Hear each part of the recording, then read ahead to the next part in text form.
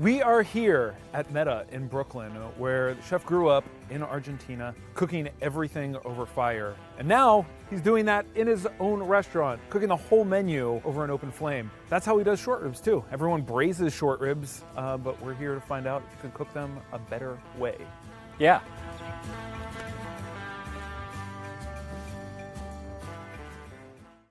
Negro, so good to see you. Welcome, guys. We're gonna learn how to cook short ribs. Short ribs is a cut that doesn't have too much use, or when you talk with somebody, it's just one option, braise the short rib. Yeah.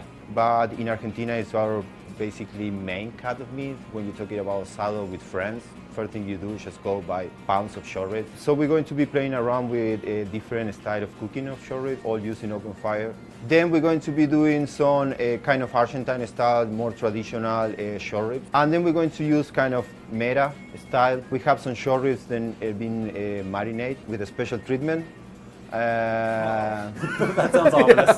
The American thought is that for the barbecue, ribeye is the best cut because it has the most fat from the loin, so you can grill it fast, eat it medium rare, and you get to still eat some of that fat. Short ribs, if you braise them, you never really get that grilled flavor. So this is a long grill. It's like very similar, but completely different. What's the process for building the fire? Definitely depends of what is your schedule for the day and what proteins you need to cook. Definitely if you hang in big proteins, you're gonna need the fire earlier. You can see here now two ways to use the cooking. The fire, one is radiant heat from the coals. The short ribs, there needs to be radiant heat from the flames. This is a kind of classic setup. In South America, you go to any house and you will find one of these in the garden. Or some people will have like a whole room in the house and it's just for the barbecue, you know. Yeah. Let's cook. Let's cook. Cool. We're kind of trying to flip the short rib as a kind of like a small dish. So I tried for first time on Friday, this dish, and we're gonna try it today again. If you guys like it, we're gonna put it in the menu. Fantastic. No pressure. So, What have you done to these so far? This one we do like a quick dry age technique that we have over here. In the back area we have coals around but a hole in the middle. So basically you should create like a convection of heat. It's never going to burn, it's just going to get crispy slowly. I think Americans are starting to get this now. It's like, don't just get it f***ing raging hot. In Argentina, basically, if you have any fire touching the meat, you are pretty bad cooking. So the whole thing is kind of just like, relax, man. Now we're going to go to one of the most popular way to eat short ribs in Argentina. Mayonnaise and chimichurri are in every asado that you do. It's like a medium, well done cut. So normally you're dipping the bread in the mayo. Bread, meat, wine, wine, wine. Holy shit, Negro. This is incredible. There's a little bit of texture, but it's not chewy. So juicy because there's so much fat. I don't think I'm ever gonna braise a short rib again. I think it's just what I do from now on. So these are ready. And you can hear it crunching. Yeah. That's great. Let's chop some of our dandelion greens. Going to dump it with the dandelion greens. Here we have some scallions, some mint. I don't think somebody from Argentina will be happy about putting mint with short ribs, but who cares? They'll get over it. Actually, we're chilies. huge in Argentina. So here we have a dressing that is made with roasted garlic puree, red wine vinegar that was leavened with marjoram stem. So a lot of this dressing is byproduct. I don't even know how to describe that. Sweet, obviously acidic, not fishy at all. When was the last time you saw Back to the Future? Long time ago. There's the scene at the very beginning where he stands in front of the wall of amplifiers. Yeah. He plays one guitar note and it blows him Blows into the everything. wall. That's kind of what this is reminding me of. Before onions go bad, we just turn it into a powder. So this is the onion powder you made. Yes. That's it, guys. Here is Taylor with us, Chef de Cuisine at Meta, who's been working since the beginning. This is a crispy short rib salad we're looking to put in the menu. So please, guys, let's try it and see if we can put it in the menu or not.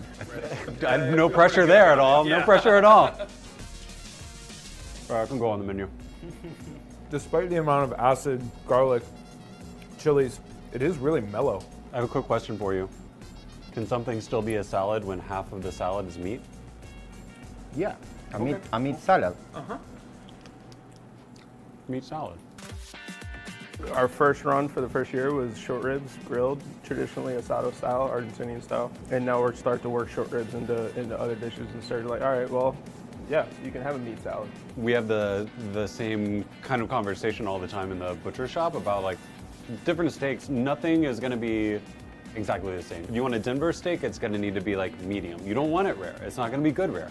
That is a good example because it's something that's been happening here with the short ribs. People ordering medium rare or rare short ribs. Like, you cannot. No, don't you do that. Eat it. And that's something people should take away. Like that, different cuts require different methods and different times to cook. Right. And some cuts are better, well done.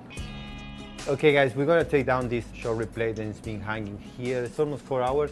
Should be medium well. You ready for it?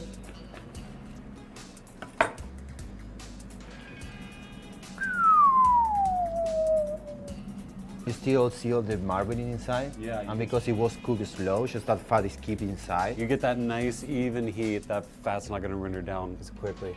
That's what patience gets you. Yeah. Best one yet. About all of that fat from the slow cooking, but completely dry. It's not masked with anything else. This is one of those like, hey America, we've been f***ing this cut up for a couple hundred years. Yeah. We've got to start doing it like this. Raising it, you kind of lose the integrity of the muscle and how it's structured. You kind of just break it down. The fat actually renders out rather than staying inside of the meat. Yeah. So it's a completely different way of thinking about it. And it's always nice to know that an example of how just taking your time, like don't worry about you don't want the fire touching it. Like what it's creating around it is what's important. Yeah. You could serve this on the menu. Good to know. You could do that. We're ready now. You can do that. We're gonna be working this beef heart carpaccio. Whoa. That's it. So basically you just wanna give a quick sear, smokiness. So why beef heart? We don't like to waste in Meta. And as example of short ribs, then it's a cut that nobody use. So for us it's important to incorporate this kind of off cut. Let's eat it. That's fantastic. Funky, spicy. Sauce is so good. Yeah. Love the iron, just the slightest bit, but it still tastes like a steak. We don't try to cover that flavor with it, just trying to pair it with all this spiciness, so get it to a level, then it's kind of balanced, so it doesn't come to your mouth straight like that iron taste. This is amazing, man. Thank you so much. Thank you. My This pleasure. has been completely eye-opening. Thank you guys for coming to us. For more episodes like this, just click here.